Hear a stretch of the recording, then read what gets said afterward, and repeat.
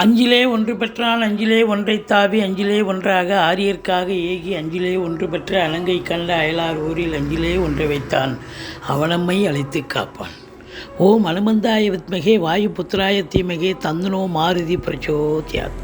ஓம் சுதர்சனாய வித்மகே மா ஜுவாலாய தீமகே தன்ன சக்கர பிரச்சோத்யாத். ஹரி நாராயண துரித நிவாரண பரமானந்த சதாசிவ சங்கர.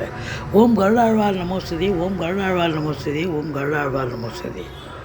ஓம் ஸ்ரீ ராகவே நமக.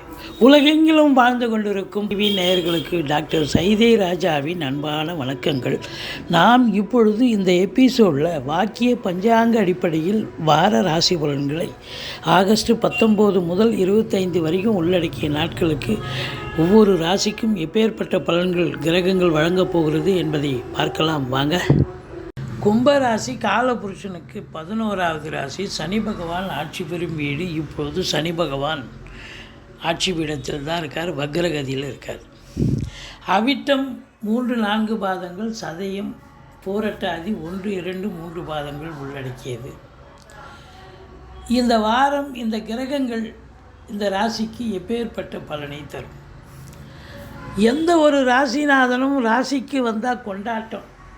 ஆனால் இந்த மகர கும்பராசி அன்பர்களுக்கு கொண்டாட்டமும் இருக்குது 75%, திண்டாட்டமும் இருக்குது 25%.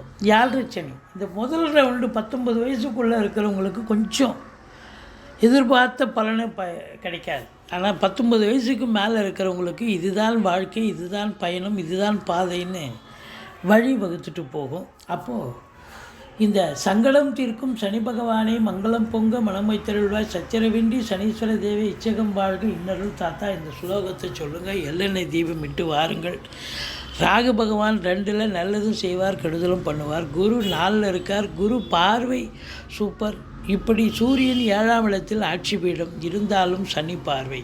இப்படி கிரகங்களுடைய நிலைகள் நன்றாக இருக்கிறது. இருந்த போதிலும் இந்த வாரம் எப்படி இருக்கும் இந்த கும்பராசியில் பிறந்த அன்பர்களுக்கு அப்படின்னு பார்த்தீங்கன்னா ஓரளவுக்கு நன்மைகள் கிடைக்கக்கூடிய ஒரு வாரம். நிச்சயமாக ரொம்ப நல்லாவே இருக்கும் அப்படின்னு சொல்லலாம். கௌரவம் புகழ் அந்தஸ்து கண்டிப்பாக கிடைக்கும். சனி வக்ரகதியில் இருப்பதால் செலவினங்கள் ஏற்படும். 2ஆம் இடத்துல ராகு பகவான் இருக்கார். பேசுவதில் எச்சரிக்கை தேவை. குடும்ப உறுப்பினர்கள் மட்டுமல்ல, கணவன் மனைவி வீட்டிற்கு வரக்கூடிய விருந்தாளிகள் அனைவர்களிடத்திலும் பார்த்து பேசணும். ஒரு சொல் வெல்லும், ஒரு சொல் கொல்லும்னு பெரியவங்க சொல்லியிருக்காங்க. அப்போ உங்களுக்கு ஏதாவது பிரச்சனைகள் வரலாம். அதனால் எச்சரிக்கையாக இருக்கணும்.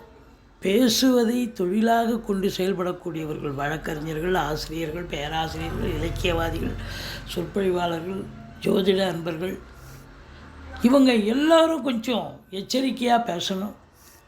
மற்றபடி கொடுக்கல் வாங்கல் சிறப்பாக இருக்கும். பணப்புழக்கம் இருக்கும். அதில் ஒன்றும் குறை கிடையாது. 3ஆம் இடத்தை சனி பார்க்கிறார். முயற்சி ஸ்தானத்தை சனி பார்க்கிறார். எடுக்கிற முயற்சி காலதாமதம் எடுத்து பிறகு சக்ஸஸ் ஆகணும்னு விதி. இளைய சகோதர சகோதரிகளுக்கும் உங்களுக்கும் ஆகாது. கருத்து வேறுபாடு வரும். இல்லை அவங்களுக்கு உடம்பு முடியாமல் போய் மருத்துவமனைக்கு அழைத்து சென்று செலவினங்கள் ஏற்படக்கூடிய ஒரு நிலை. ஒரு சிலருக்கு குறுகிய தூர பயணம் ஏற்படும். அதனால் எந்த ஒரு பிரயோஜனமும் இருக்காது. மற்றபடி 4ஆம் இடத்தில் குரு செவ்வாய் மங்களன் இருப்பது என்பது மாபெரும் சிறப்பு. தாய் வழி சொந்தங்களால் அனுகூலம், அசையா சொத்துக்களால் ஆதாயம், வண்டி வாகனங்கள் ஆதாயத்தை தரும். ஒரு சிலர் வீடு கட்ட, வீடு ஆல்ட்ரேஷன் பண்ண கண்டிப்பாக முனைப்போடு இருப்பீங்க. அதை சாதிக்கக்கூடிய ஒரு நிலையும் இருக்கிறது.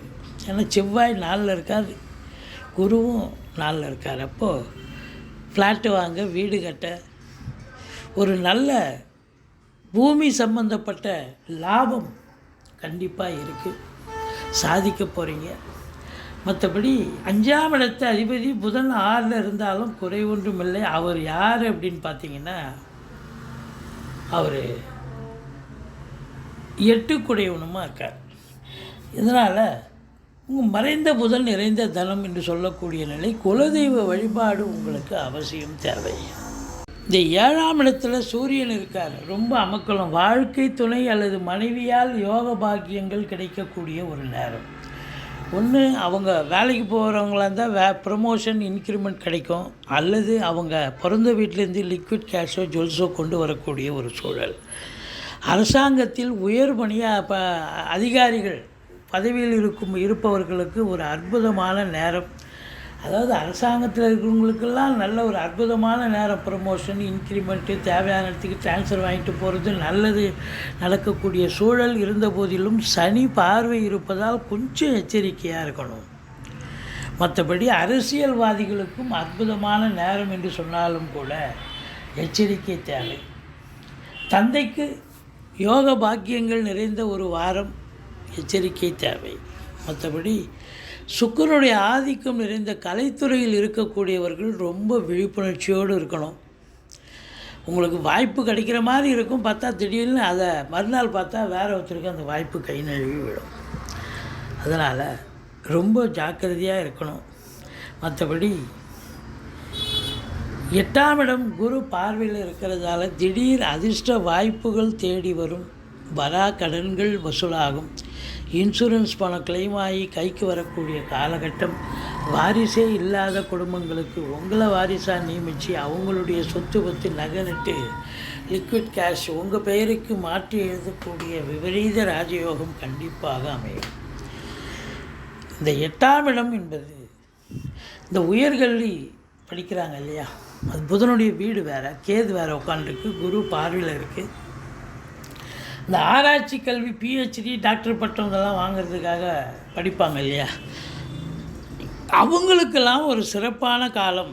நல்ல கைடு கிடச்சி நல்ல படித்து தேர்ச்சி பெறக்கூடிய ஒரு தருணம் அப்படின்னு சொல்லலாம். 10ஆம் இடத்தை குரு பார்க்கிறார். சூப்பர்.